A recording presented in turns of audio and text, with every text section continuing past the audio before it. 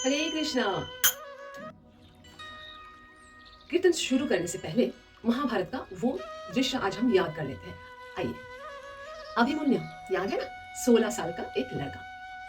उससे पहले आप बताइए, सफलता क्या है, सफलता का राज क्या है, सफलता हासिल कैसे होनी चाहिए, कैसे करनी चाहिए। मतलब आप अगर सफल व्यक्ति बनना चाहते हैं तो इसके लिए आप क्या क्या करेंगे, सोचिए। मेरे हिसाब से सफल व्यक्ति वही है जो अपना कर्तव्यों को निभा पाए पूरी ईमानदारी के साथ। इसका कोई उम्र नहीं होती है, छोटा चाहे बड़ा। अपना धर्म कर्म, अपना दायित्व अगर पूरे ईमानदारी के साथ निभा लेते हैं, सफलता वही है। राज भी इसी में छिपे हुए हैं। क्या कहते हैं, समझे। अभिमन्यु महाभारत का छोटा सा बच्चा, 16 साल का लड़का था। चक्रव्यूह को तोड़ने के लिए गया था हिम्मत से। महाभारत का वो लड़का आज भी हमारे दिलों में क्या जिंदा है। कैसे, एक बहुत बड़ा योद्धा के रूप में, है ना। सबको पता है, सबको ज्ञान है कि अर्जुन, कर्ण बड़े योद्धा थे, भीम। लेकिन वही कर्ण स्वयं अपने मुंह से मरते समय अभिमन्यु के कान में कहा था कि तू ही परम योद्धा है। लोग अर्जुन और कर्ण को बड़ा योद्धा के रूप में नहीं देखेंगे, इतिहास रचेंगे तेरे ही नाम से। तू ही जाना जाएगा और माना जाएगा परम योद्धा। सोच लीजिए कितनी बड़ी बात। श्री कृष्ण कौरव के पास गए थे शांति का वार्ता लेकर, लेकिन कौरव को चाहिए था युद्ध। युद्ध चाहिए था उनको, तो शांति बिल्कुल प्रिय नहीं थी। पांडवों को बहुत प्रिय था।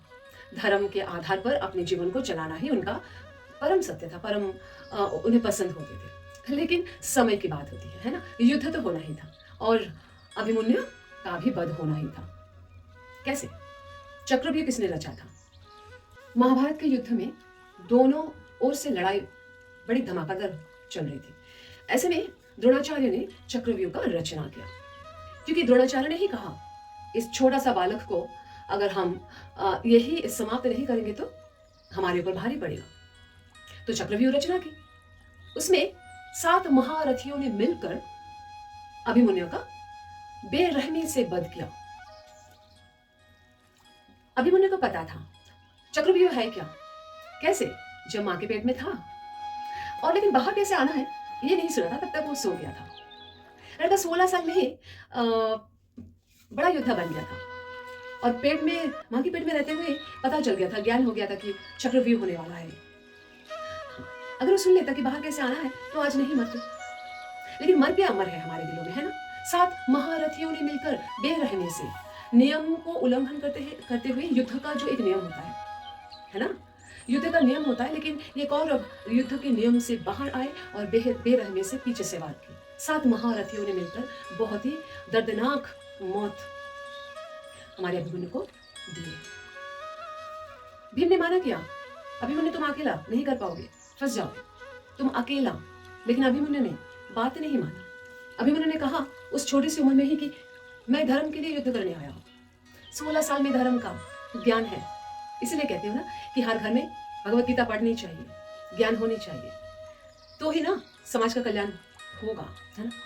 चीखते चिल्लाते हुए अपने पिताजी को पुकार रहे थे, पिताजी मैं मरा नहीं हूं, मेरी आत्मा अमर है। ये लोग मुझे धोखे से मारा है, मैंने मरा नहीं हूं, मुझे मारा गया है धोखे से। इसलिए तो कर्ण ने कहा कि तू परम योद्धा है, लोग तुझे इतिहास में याद रखेंगे, सबके दिलों में तुम याद बनकर रह जाओगे कि तुम ही परम योद्धा। मैं नहीं हूं, अर्जुन नहीं है, कोई हमें याद नहीं रखेगा, लेकिन तुझे याद रखेगा। तू परम गति प्राप्त करे, स्वर्ग पर प्रस्थान करो, बस। ऐसे कहकर कर्ण ने अभिमन्यु के कान में जाके ये बात बताई। सोच लीजिए, इतना बड़ा योद्धा अभिमन्यु, देवादिदेव महादेव का धनुष भी कांप उठा ऐसे मौत देखते हुए, ऐसे बेरहमी से मरते हुए।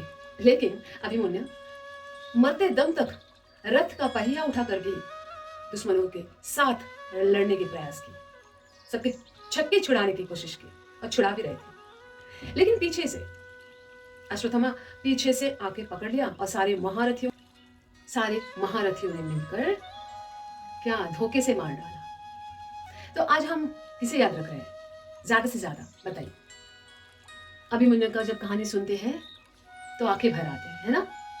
तीसरी बात जो है, अगर पीछे से वार किया गया जो भी काम है, धोखे से किया गया जो भी काम है, वो काम नहीं कहलाते हैं। ना ही वो भगवान के अकाउंट में क्रेडिट होती है। नहीं, नहीं, नहीं, नहीं, नहीं, बिल्कुल भी नहीं। इसलिए हमें इन 3 बातों का ध्यान रखिए और रखना चाहिए। और अगली बार जब हम आएँगे तो कुछ और नए छोटे-छोटे कहानियों के साथ हम आएँगे और चर्चा करेंगे। टिल देन, हरे कृष्णा।